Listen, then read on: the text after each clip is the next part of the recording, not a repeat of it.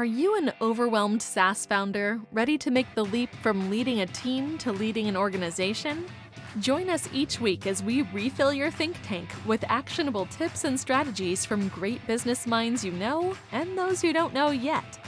This is SaaS Fuel with your host, 5-time entrepreneur, SaaS founder, and globetrotting adventurer, Jeff Maines. Welcome back to the SaaS Fuel podcast, where branding is courtship and trust is built the same way as dating. Be consistent, be clear, and please don't show up with a totally different personality after the first call. I'm your host, Jeff Maines. I help B2B SaaS founders like you grow from traction to scale. Here, growth is more than just numbers. It's about crafting a future-proof company, premium valuation, and leaders who build a business of significance while living epic, adventurous lives. When did branding become so robotic? Everywhere you look, companies are pumping out content that all kind of looks the same, chasing trends that all kind of look the same, and obsessing over tools, yet somehow still feel interchangeable. So here's the real question though. If your brand disappeared tomorrow, would anyone actually miss it? Yeah, that may hurt a little bit. In this episode, we dig into what branding was always supposed to be: a relationship, not a logo, not a tagline, not a perfectly optimized funnel that treats people like click through rates with legs. You'll hear why the strongest brands don't just sell, they connect. They listen, they build trust, they make customers feel understood long before they ever ask for the sale. Sound tough? We'll see. We also unpack the role of technology in all of this, especially AI. Of course, you know that's going to come up, and why it should never be the point. It's a tool, not a personality. And used well, it can help you respond faster, personalize better, and serve people way more thoughtfully. Used poorly, it turns your brand into the business equivalent of a bad first date, trying way too hard and somehow saying nothing real. If you're building a company in a world that is getting louder, faster, and more automated by the day, and that's probably all of us, this episode is a sharp reminder that human connection is still the unfair advantage, and it's one that you can build on purpose. Our founder on Tuesday was Tom Rossi, technical co-founder of Higher Pixels and the builder behind Buzzsprout. It's absolutely fantastic platform. He shared what it takes to build durable products over time. He unpacked why laser focus is a competitive advantage, how saying no becomes a growth strategy, and why customer support is not a cost center. It is a core feature that creates loyalty and longevity. It's one of those things that we all know, but don't always do. This was an absolute masterclass in sustainability, craftsmanship, and long-term business building. Our expert guest last week was Barbara Whitman. She delivered a sharp wake-up call that transformation doesn't fail because of the software. It fails because the people aren't aligned to use it. Yeah, that's absolutely true and a little bit hard to take, but she's right on. She also broke down how human infrastructure, shared mental models, and psychological safety determine adoption and ROI. Absolutely fascinating. She also made the case that in the AI era, upgrading the human OS isn't optional, it's survival. If you want to dig more into that, and if you missed either episode, go back and give it a listen. Lots and lots of great stuff in there. My guest today is Marc Rust, a creative strategist, pattern breaker, and founder of Consequently Creative. He's someone who helps brands stop sounding like everyone else and start showing up with clarity, confidence, and emotional resonance. Marc is known for unlocking brand potential through bold ideas and transformative storytelling, helping organizations articulate their essence in a way that actually lands. Welcome someone who helps companies build brands that actually matter. Marc Rust. Hey, Marc, welcome to SaaS Fuel. Hey, thanks for having me. Well, brand is what we're talking about today. And what do you see as a differentiator in brand today, and how important is it versus what we think of brand historically? I think that brands obviously have always existed. I don't see a difference between the way humans relate to each other and the way companies relate to humans. The way you look is very important. The way you act is very important. Your messaging is very important. And I feel that we've kind of stepped away from the relationship around branding. And companies are failing to understand that the relationship is key and nurturing a relationship is so important. When it comes to, the way I view clients of mine and the companies I work with, or even the companies I interact with, branding is not a nice to have. More and more, to me, it is the operating system for Mm. transformation and growth. And by the way, we're always transforming and we're always growing. Yes. Yes. Without a doubt. I think there's been a lot of transformation, a lot of growth, a lot of change in the last couple of years. And of course, we can't turn around without hearing somebody talking about AI. And last Yeah. time we talked, you described AI as overhyped, kind of like the Segway. And there's where Yeah, that's yeah. true. I mean, what do you see as the biggest gap between the promise of AI and the practical value, at least as it sits today? I think that so far AI has been largely about the capability of AI, not necessarily about the human need, right? Mm. So they've kind of sold it to us as a tool. Hey, here's what it can do. You can do text, you can do funny images, you can have AI created videos and stuff like that. That's telling me what it does, right? It's not telling me how I should use it per se.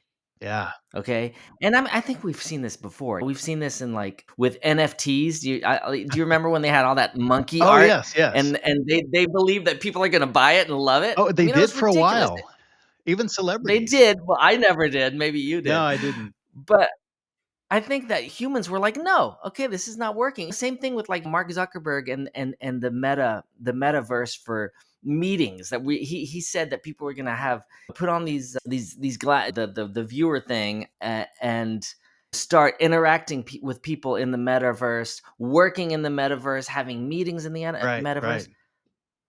That's capability. Yeah. That's bullshit. That's not what we want. I did it once. And people said, "No." Yeah, and it's like, What? that's cool, but there's no compelling reason to ever do it again.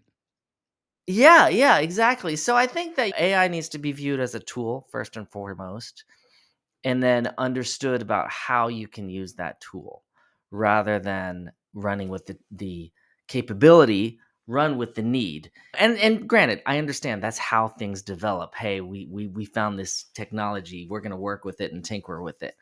But I think that the what's going to move AI forward is definitely how people use it Yeah. and the examples how you use it. Like the smartphone, there's thousands and thousands of examples on how to use it. You don't need to sell me on it. I get it, Right. right? Other technologies that have failed, like the Segway, where when the Segway first came out, people were like, "Oh my gosh, this is going to revolutionize wheelchairs, mobility, Right. it's gonna change how people work in factories, etcetera." None of that transpired beyond the mall cop. I'm really sorry, but that's all it is. Or maybe some tours, Right. but it just didn't work because there weren't enough examples. There Right. weren't enough tangible results that I could say, "Hey, I identify with this, I wanna do it." I think it's gonna happen with AI, don't get me Sure. wrong, but we'll see. We'll see if it replaces every job on the planet. We'll see if it affects every job on the planet. Right. Well, it is. It So, is definitely a tool. I mean, I think of it kind of like a database. When databases rolled out, it's revolutionary. It's awesome. These are great. What does it do? It holds data. And yeah. the typical consumer is like, okay, cool. And but then you Yeah. start getting some people that they really understand how it works, and you get use cases, and you actually see how powerful it can be and what you can do with data. But it's by itself, it's just okay, that's interesting, but what do I really do with it? And I think a lot Yeah, of people have exactly. used AI as a toy so far. And some people have, and there's a difference in using it and applying it. So we've seen some uses, but haven't seen that many applications, and are starting to Mhm. get that way where they're really applying it to real business scenarios and it's driving value. And the people that are doing that are definitely getting some real advantages right now.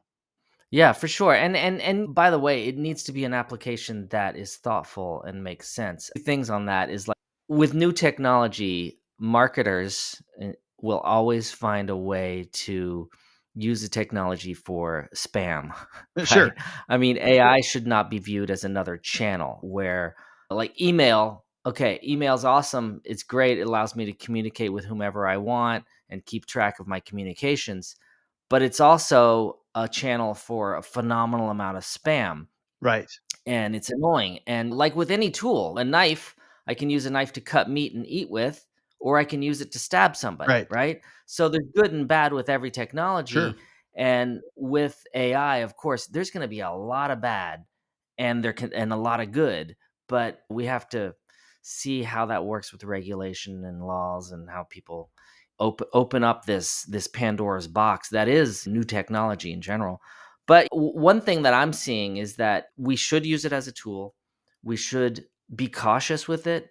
There's a lot of people that are just using it with their eyes closed, just generating blog articles and publishing those articles and not reading it and not really seeing if it's any good or if it even sounds human. That encourages laziness, and we're falling back in our seats a little bit too much because of this overabundance of technology that's making life more automatic, and it comes at a price. Sure. And I think just the sea of sameness we're seeing, there's a lot of AI slop out there and Yeah. content. The AI tools are great, but they are in a lot of cases creating that sea of sameness in messaging, in branding. How can founders infuse human creativity back into their brands to truly stand out in that sea of sameness? Obviously, striving to be different, and I don't just mean when it comes to marketing. I think in all aspects of life, if you want to have a more rich life and more rich relationships, be different. Different people are interesting than same people, Yeah, right? So be interesting, be different, craft that story. But most importantly, don't forget that it's about a relationship. mm, It's about building a relationship. So what comes along with that? Well, a courtship.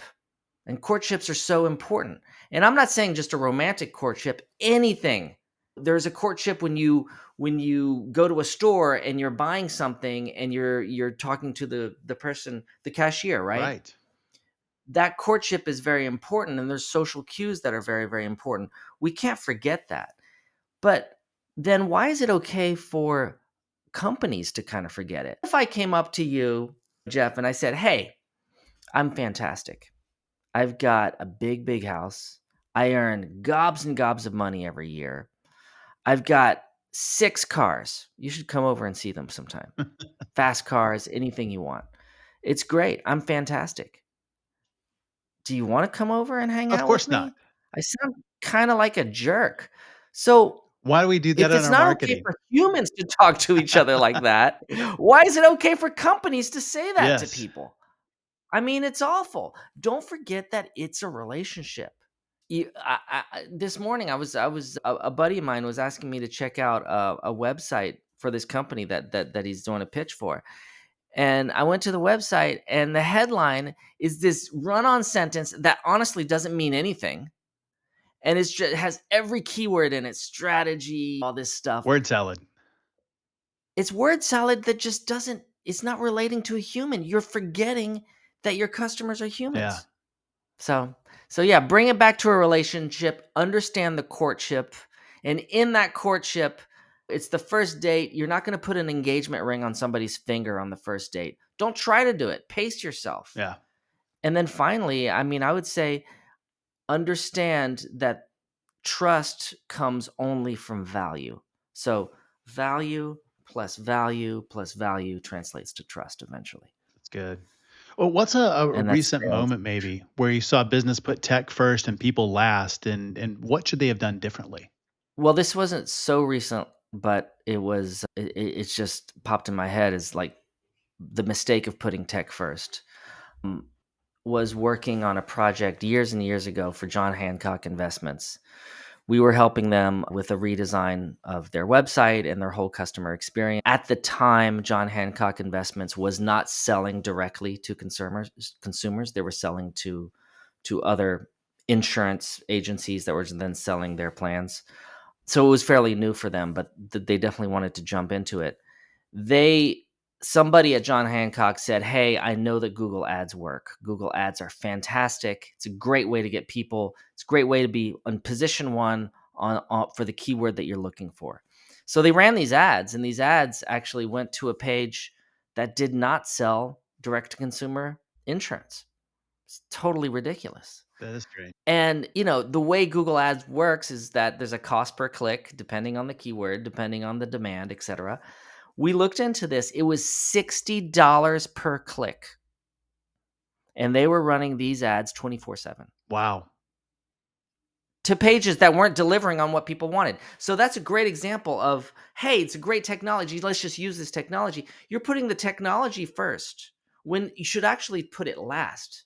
I don't know if you've heard, Jeff, of the POST method, but it's like people, objectives, strategy, technology, Ah, right? that's good. You start with your people, which is your audience. What are their needs? How do you understand them? Have some empathy for that audience. Objectives. What are your business objectives? What are you trying to do? We're trying to sell more insurance. Okay, great. What's the strategy? How are you going to get there? How are you going to link your people to your objectives, your audience to your business needs, right? That's what strategy is. And then finally, let's find the technology for it, right? So all these companies right now, we're seeing it with AI, where people are saying, "Hey, yeah, you need AI for your company." I go onto Instagram or any social media platform for that matter, and there's ads all the time about, "Hey, learn more about AI. Use AI for your business. See how AI can transform your business." That's putting the technology first. Let's turn this around. Talk about my needs. Talk about my objectives.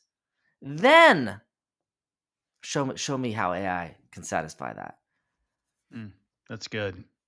Thanks. Yeah, that's really It is good. it's vital, but it's crazy because people are wasting so much money by just going head first into a technology. Right, It's right. not about that. It should be a tool. Here's my problem. I am having a hard time reaching people, or I'm having a hard time with my customers are having a hard time understanding what I do or finding my products on my website. What can I do? All right, there's tools for that. Yeah. AI could help. That's great. Oh, that's really, really smart. And I think, especially over the last year, year and a half, AI has been a tool in search of a problem. And instead of Mhm. just kind of backing up and doing exactly what you said, starting with the problem, starting with a strategy, and then figuring out, does this tool even fit?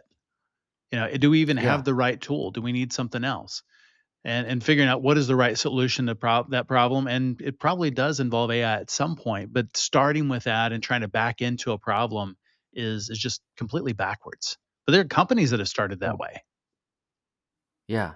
Yeah, for sure. And I always like to think of tools that are very good and provide peace of mind and allow you to be better at your job, et cetera, et cetera. I don't care what the tool is. If I find a really good new tool or a new software and I use it, and then you tell me, oh, it happens to be AI, then that's a plus. Sure. Okay, great. I don't absolutely need to know that it's AI.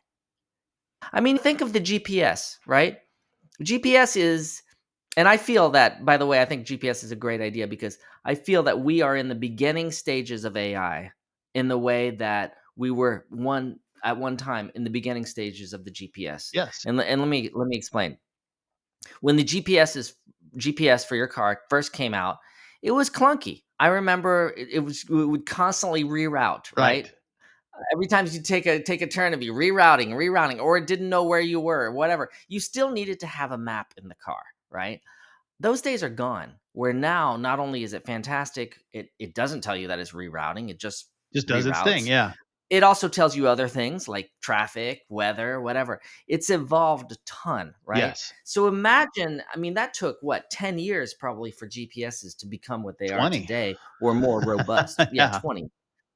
What's it going to be like with AI in 10 years, 20 years from now, where it's no longer clunky? It's no longer this thing that maybe spits out information. It's just another language or another way of Right. Katie. problems. Yeah. And that's pretty exciting. And tech is moving very, very fast. I mean, just the thinking about where we were a year ago versus today, just light years hmm ahead. Yeah, no, it's awesome. And it's going faster and faster. But I think the way to keep your head above the water is don't look at this as a rat race. Like, I need to learn this. I need to learn this new technology. I need to be very, very familiar with it. Yeah. I need to know how to talk about it. That's exhausting. That's not what it is. Still focus on the humanity. Well, you don't have to listen to me, but this is my way of getting ahead. Focus on the humanity, focus on the relationship, and really give value and focus on value. Every time, if you have a customers, and I think most of us do, every time you come into contact with that customer, give them value because that will compound. That's good. What do most founders fundamentally misunderstand about branding, and why does that cost them in growth and positioning? They don't see branding as a way to alleviate hiccups, and I mean by like messaging misinterpretations and stuff like that. Let's say that and by the way, let me just back up a tiny bit. Branding is, to me, is what you stand for in the minds of the people that you're trying to reach, right? So it's not necessarily something that you own, right? Yeah, you can say it's a logo and colors and whatever. Sure. It's not just that. It's how those logos and colors get interpreted, and it's the echo that you get back. That's what branding is. So you don't own it entirely. You can influence it. I can influence what you think of me. I can influence what you think of about a brand, right? So where I think that leaders are failing is that they're not understanding that where a brand lives, and they think that it's kind of a one-way street. I'm allowed to broadcast a message and I'll wait for an echo. That's worked in the past for sure. I mean, radio advertising is based on that. Yeah. But we're no longer in the time of radio advertising. We need to have brands that have empathy and really have that conversation, that two-way street. Now, that's one thing. Another thing that where I feel that leaders are failing is understanding how their brand influences their teams and or influences their companies internally. It's very important that everybody has alignment within your company, because alignment gives clarity, and clarity translates to a better engagement based on principles that people understand. So all of that's really important to really understand how you should navigate the waters, and really understand that small adjustments with your messaging can really make the whole difference. Going back to what we were talking about earlier, the word salad on a website. If you're a business owner and you're listening to this podcast, in the next 3 minutes, or no, after this podcast, 2 minutes after this podcast, go to your website, read what's on the first page, see if it makes sense. Yeah. And if it doesn't, make it simple. So important. And it's I think often overlooked. We try to get really Yeah. creative and flowery with language and try and make it sound real important, where it should just be very, very simple, that anybody, that even if they don't have any industry expertise at all, they should be able to go to your website and look at it and go, "Oh, I know what they do." Yeah, absolutely. Yeah. Yeah. We are working right now with a law firm, and their headline before we started working with them was, actually, let me just look it up real quick. It's amazing. It is bright minds, brighter outcomes. That could apply. Does that mean that it's a law firm? No, No. it Well, could be you're not. it sounds I more mean, like it sounds education. nice, brighter. Yeah, it sounds like Healthcare education. maybe. Like maybe a preschool for my kids or something Yeah, like that, yeah. right? I don't know, But that's cool, but it doesn't really say anything. yeah, so don't rely on cool, Yeah. because cool brings you nowhere. Rely on something that's simple. Hey, we're a better law firm. Okay, that's better. I'm not saying that that's Yeah, yeah. fantastic, but that is better because already I'm like, oh, tell me Yeah, why, yeah, you gotta quantify the But why. brighter minds, brighter outcomes is going to bring you nowhere. Yeah, that's good. Well, I know you've worked with companies Yeah. where branding directly impacted their valuation. Break down how branding elevates a company's financial worth in the eyes of investors or acquirers. Yeah. So when a company gets acquired, and let's say it's in the case of a private equity deal, branding and messaging can play a huge role, because when you get acquired, first off, acquisition happens usually under the cloak of secrecy. You don't know that you're getting acquired, and unless you're the CEO, right? But you get brought into a conference room and says, "Hey guys, we are no longer ABC company. We're a new company." So, and that's scary. It's really, really scary, and there can be a lot of turbulence that goes on with that. And my definition of turbulence is like, hey, everybody experiences turbulence in a different way. You might be comfortable with it because you've been through an acquisition before. You might not be comfortable with it because you've never done this and it scares the crap out of you. That's totally understandable. But in either situation, if the company communicates effectively and tells you why you've been acquired, why you're valuable to this company, what matters, and what the trajectory that the company is going to take is going to be, then you're far better off and you will actually save money. You won't have your top talent jump ship. You won't have people thinking, oh my gosh, I need to dust off my resume. What's going to happen to me? Right? Yeah. You'll actually go through a process of celebrating the company, telling people why it's remarkable. And that provides alignment. And then you're going to work on making the company look better, elevating the company, elevating the message of that company. And yes, we judge a book by its cover. We flip over the cover, you read that headline on the back cover and stuff like that. That has a direct relationship with the valuation of a company. Mm. Okay?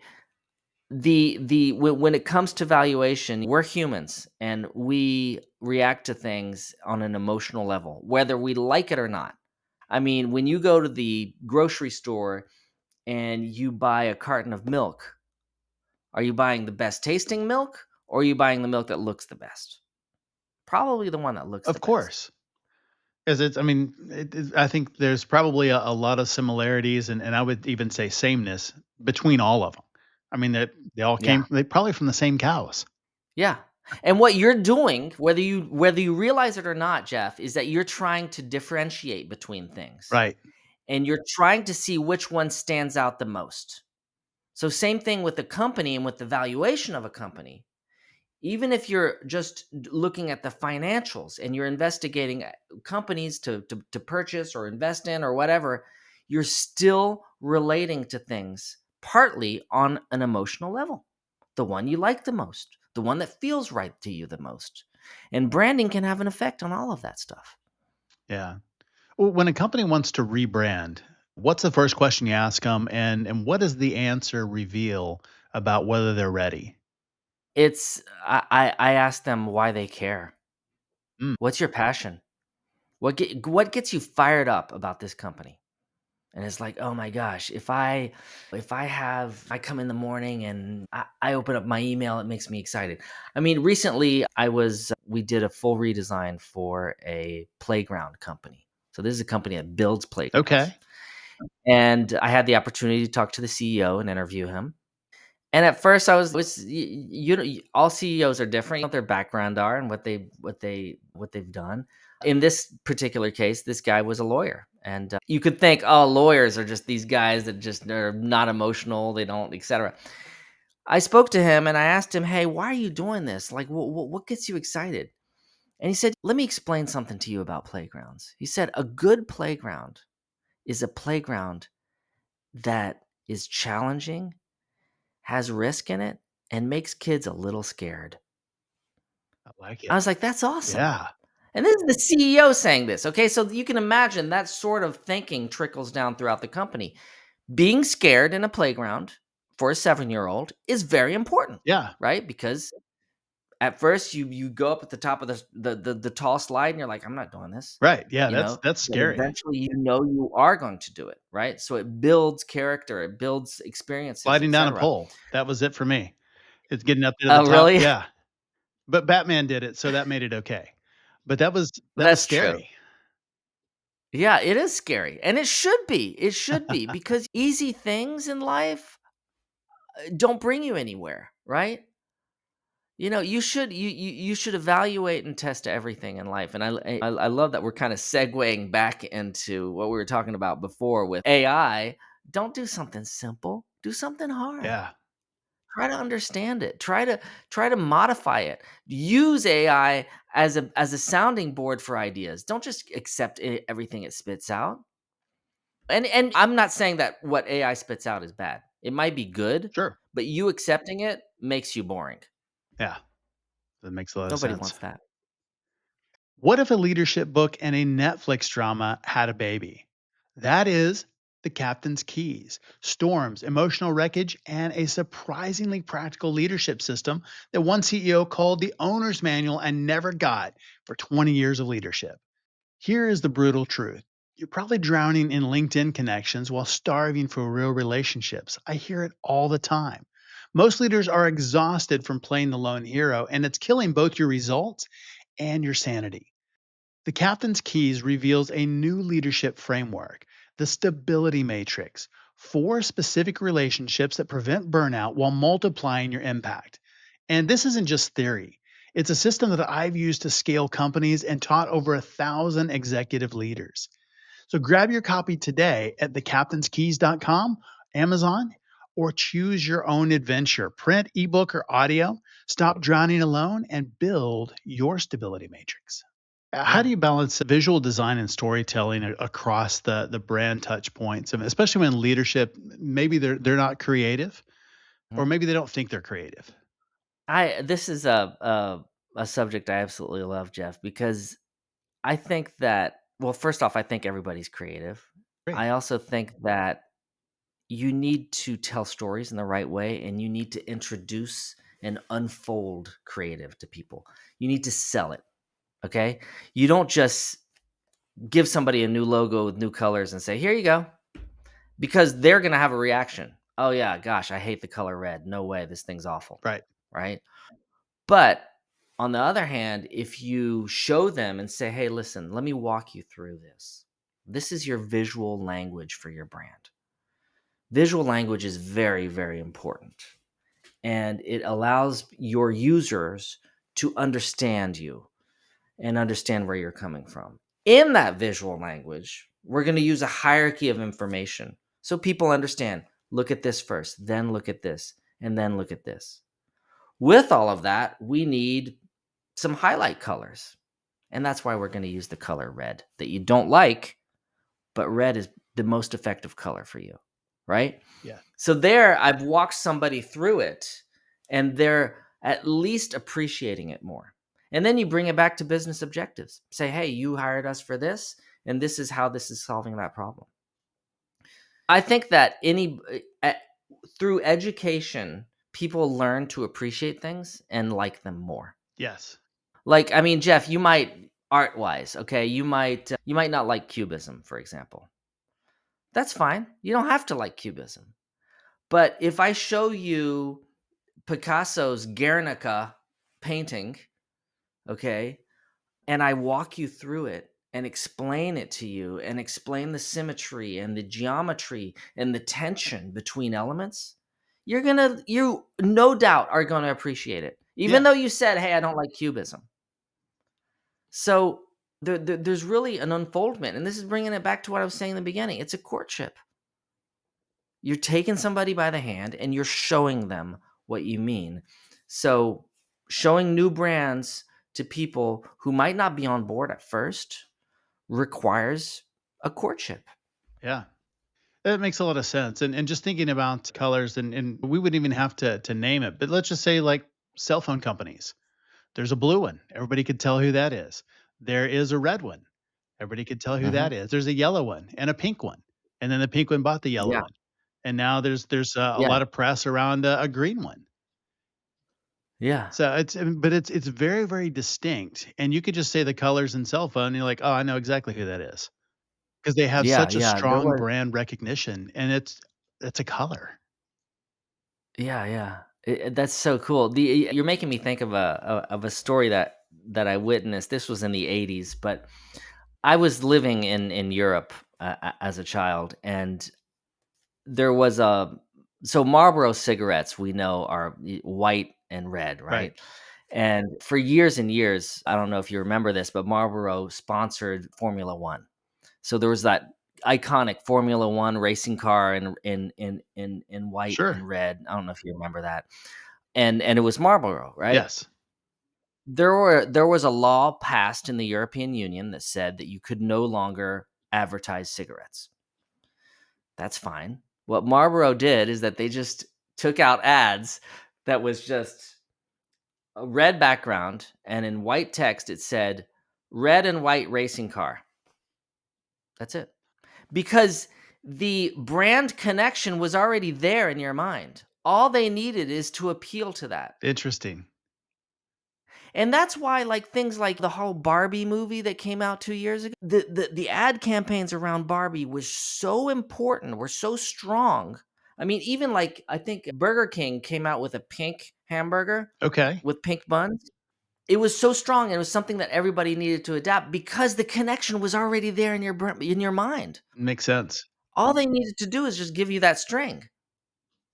And it was already strong, and building on foundations that already exist are just is just fantastic. I like that. I think Yeah. branding often gets deprioritized during slow economic cycles. How do you help founders and other execs kind of reframe brand investment as a growth lever, not just a line item to cut or a one-time thing or a color exercise? Well, I mean, it's branding gives strength to a company. I don't think there's any medium that gives more strength than the proper message at the right time to the right person, right? So branding definitely helps with the inner workings of your company and how you amplify that and make people understand you more, really. I like that. Well, what's your advice for maybe early stage founders that are hiring their first marketing or creative leader? What should they be looking for beyond the resume? Oh, they should be looking for passion and interesting people. Bottom line, we want to work with interesting people. We don't want to work with boring people. You mentioned beyond the resume. It should all be beyond the resume. Here's the deal. If you've been invited to a job interview, it's because you have the qualifications. You would not be invited to that job interview without qualifications. They've read your resume, okay? So the job interview is not a time to go over the resume and say, "Oh, tell me what you did at ABC company." Yeah, They can do the job, okay? It has nothing to do with it.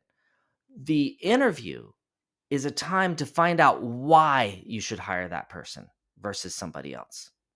And the reasons why are passion, right? I heard this British pitch master on a podcast years and years ago, and he said, you get a job on three things, right?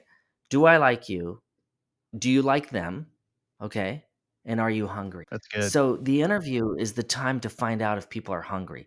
So for those business leaders that are looking to expand their teams or looking for those partners that are going to bring them to the next level, find the people that are hungry. Find the people who have this urge and this gumption to just go on and it will never stop. And they've got great ideas and they're interesting people and they do different things. Different is always better. Different is how we choose people, Yeah. right? I mean, it's important to know what people's hobbies are. What do you do outside of work? What makes you tick? What's your passion? And if somebody says, "Hey, yeah, my passion is cooking." Oh, really? What's your favorite meal? Yeah. Why? How do you do that? How do you scramble eggs? Well, just tell me. And they walk you through the steps. You can find out that this person knows how to talk, knows how to explain things. They've got a passion outside of work, which is, by the way, so It important is. because it makes us think more, right? One great example is Einstein. Albert Einstein was, of course, this amazing physicist, but he was also a virtuoso violin player. Didn't know that. And top Oh yeah, absolutely. He traveled with his violin all the time. He was invited to symphonies many times, and he was a fantastic violin player and played every single day. I would argue that he was such a good physicist because he was such a good violin player. Probably Those so. things are parallel. Yeah. So, That creativity. And if I I think that could unlocks when you're so focused on work, when you can get outside of that and do something fun and kind of get in a state of flow, that's when other ideas happen and and really unlocks things that there's really no other way to do that if you're just so focused on the problem or on the business Mhm. thing. Yeah, absolutely. Yeah, I mean, you need to be focused on the need, really, and have empathy for your audience and understand that audience. The more you can do that, I think the more you can bring value. Yeah. Uh, I mean, to business leaders out there, they need to be absolutely clear on what their value is and how obvious it is. What do you do? Who is it for? Why does it matter? What makes you different? And what do you want me to do with it? What happens next, right? Though if you can answer those questions, I think you're on a great path. that is gold. There is a lot of noise in the marketplace and a lot of Me Too products that all kind of look the same and sound the same. What does bold branding look like in 2026? And what's an example of a company that's doing it well right now? Well, bold branding is personal, right? So, but to me, it's something that you can't ignore, and you can't ignore it because it's magic. And what I mean by magic is the following: magic is when you combine elements and something happens, right? The perfect headline with the perfect image. We've all seen it. We've all seen ads where like, oh my gosh, this is amazing, right? That combination of elements, that's what makes something bold, right? Yeah, I saw an ad a few weeks ago. It was for Kit Kat chocolate bars.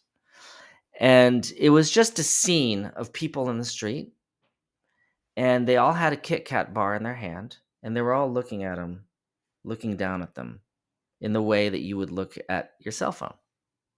But they were all Kit Kat bars. And in the bottom corner, it just said Kit Kat. That's it. interesting. They didn't have to say Kit Kat's a perfect break. It tastes good. It's chocolate. You need it. It's better than looking at a cell phone. You should put your cell phone down and engage with people. No, it's just simple magic.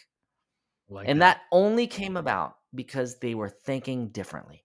And they had different people in a room and they did brainstorming and they were like, what do we do? What if we did this? What if we did that? And they challenged each other and they came up to a better result. That's really, really smart. And it's very different than a lot of the other commercials. And so again, different is better. Yeah, shocking is better and make it stand out. There's a quote from my favorite quote is from this furniture designer from the 60s. His name is Harry Bertoya. And the quote is, the urge for good design is the same as the urge to go on living, Mm, right? And then he continues and says, because somehow, somewhere, there's always a better way of doing things. interesting. I love taking that quote and replacing design with the urge for a better hotel is the same as the urge to go on living. The urge for a better AI or a better product or a better t-shirt. It doesn't matter. Replace it with whatever you want. But if that resonates with you, then I think you've got the passion to push products forward and to build companies. I like it. If you had to pick one Yeah. sentence to guide a founder in building a brand that lasts, what would it be? I just said it, I guess. I don't know. One sentence. Don't make it about you. Ooh, that's good. Don't make it about That's you. really It's good. not about you, by the way. It's about your audience. We live in a me era. It's all about me and my needs. So if you focus solely on that, then you'll have engagement. That's really good. And that's everything. Well, where can people learn more about you and about Consequently Creative online? Well, yeah, thanks, Jeff. Consequentlycreative.com, or you can Google my name. So it's Marc Rust, Mark with a C, and then Rust, R-U-S-T. I'm on Instagram, and our company's on Instagram as well. Outstanding. And happy to engage. We'll make sure and And of course, LinkedIn. link that in the show notes. Been so valuable, Mark. I appreciate you being on SaaS Fuel. Thank you so much, Jeff. This has been a great, gratifying conversation. Thanks again, Mark, for coming on the show and sharing your insights and resources. You can learn more about Mark and his company, Consequently Creative, at consequentlycreative.com. As always, all links, highlights, resources, and full show notes are available at saasfuel.com. And be sure to check out our YouTube channel as well. It's at Champion Leadership. We have lots of things over there for you, full video episodes trainings, outtakes, reels, lots of great stuff over there for you. And that's at Champion Leadership on YouTube. Thought leaders share. Share this episode with a person who schedules meetings to plan the work instead of doing the work. If you're in a small company, it probably doesn't happen, right? It's only those big guys. Yeah, we'll leave it at that. Everyone who shares this week gets a calendar exorcism kit. One click and it banishes quick sync, alignment chat, and the weekly stand-up back to the shadowy realm where they belong. What happens when elite sales execution meets AI-powered relationship intelligence? Well, next up, Drew Seacrest, early Salesforce leader. He was employee 36 and a former top performing AE, is going to join us to break down what it really takes to scale revenue from zero to $1 billion, because he's actually done that, and how his company Connect the Dots is using AI to help leaders turn relationships into warm intros and repeatable sales leverage. It's absolutely brilliant. It'll blow your mind what they're doing. You're like, can that actually work? They're actually doing it. What if you didn't just compete in a market, but design the entire category itself? I love this concept. Coming up 1 week from today, Mike Damphouse, co-founder of Category Design Advisors and co-author of the Category Creation Formula, joins us to explore how founders and investors build enduring market value by creating, not chasing, categories. This is absolutely incredible. The new book is pretty amazing as well. We'll talk all about it. I will see you next time. And as always, enjoy the journey. Thanks for listening to SaaS Fuel. Full show notes for each episode, which includes a summary, key takeaways, quotes, and any resources mentioned, are available at saasfuel.com. Be sure to follow and subscribe wherever you listen to podcasts. And if you're enjoying the content and getting value from these episodes, please leave us a rating and review at ratethispodcast.com/SaaSFuel. We'll be sure to read these out on future episodes.